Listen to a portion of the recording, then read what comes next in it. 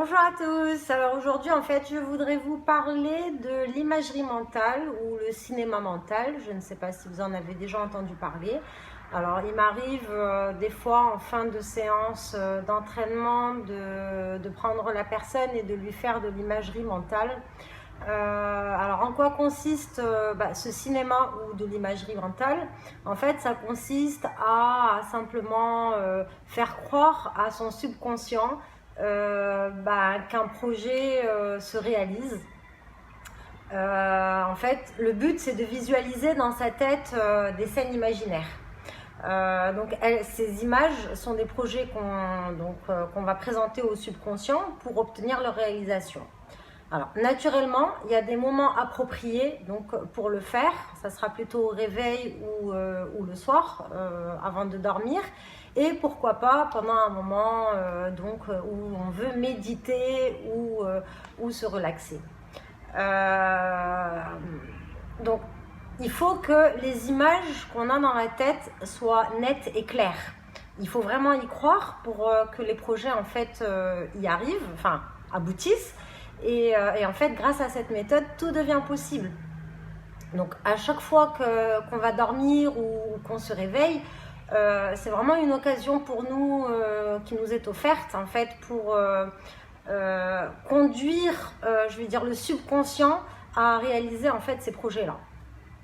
Donc, en fait, comment on va pouvoir dicter notre volonté au subconscient? En fait, simplement par un phénomène physiologique très bien connu, qui est le système nerveux autonome, qui est en fait le siège du subconscient. Et lui, en fait, il obéit qu'au sentiment. Donc, le fait de visualiser une situation, d'y croire et de la vivre, le subconscient, en fait, ne fait pas la différence entre la réalité et ce qu'on a imaginé, en fait. Pourquoi? Parce que en fait, dans les deux cas, il y a des sentiments et vu que c'est la base, le subconscient c'est la base des sentiments, donc vu qu'on a ressenti ce sentiment-là, donc il va y croire. Mais voilà, encore une fois, il faut y croire vraiment très fortement. Imaginez vraiment avec précision chaque partie de ce projet-là. Alors en fait, d'ailleurs, comme ce que je propose à certains de mes coachés, quand on me dit en fait l'objectif de cette personne-là ou la réalisation d'un projet, en fait, on voit les étapes. Donc les étapes pour pouvoir le réaliser, vraiment lister en fait dans sa tête toutes les étapes et rentrer en action, donc se voir en action en train de réaliser ces différents points pour vraiment atteindre son objectif.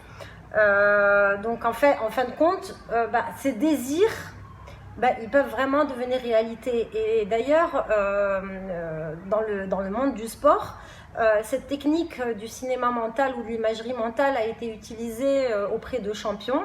D'ailleurs, il y a eu le psychologue Vandel qui avait pris en fait 2 équipes de tir à l'arc. Et quelques jours en fait avant la compétition, il a fait faire tirer en fait les flèches, des flèches réelles par un groupe et des flèches imaginaires par un autre groupe. Et le jour de la compétition, ils se sont rendus compte qu'ils avaient exactement le même entraînement, le même résultat. Et aussi, ça a été réalisé par un psychologue aux États-Unis sur une équipe de soccer. De football américain plutôt et en fait ils ont pendant près d'1 mois en fait ils ont travaillé, une équipe a travaillé sur le terrain et l'autre équipe a travaillé en imagerie mentale. Et en fin de compte, le jour de la compétition, les résultats, ceux qui ont fait de l'imagerie mentale étaient aussi entraînés physiquement, techniquement, que ceux qui ont été sur le terrain. Donc voilà, n'hésitez vraiment pas si vous avez des projets, quels qu'ils soient, que ce soit des projets personnels ou professionnels, n'hésitez pas à utiliser cette technique-là. Vraiment, listez bien les différentes étapes pour arriver à cet objectif et visualisez clairement le fait de passer à l'action et d'atteindre son objectif. Je vous remercie. À très vite.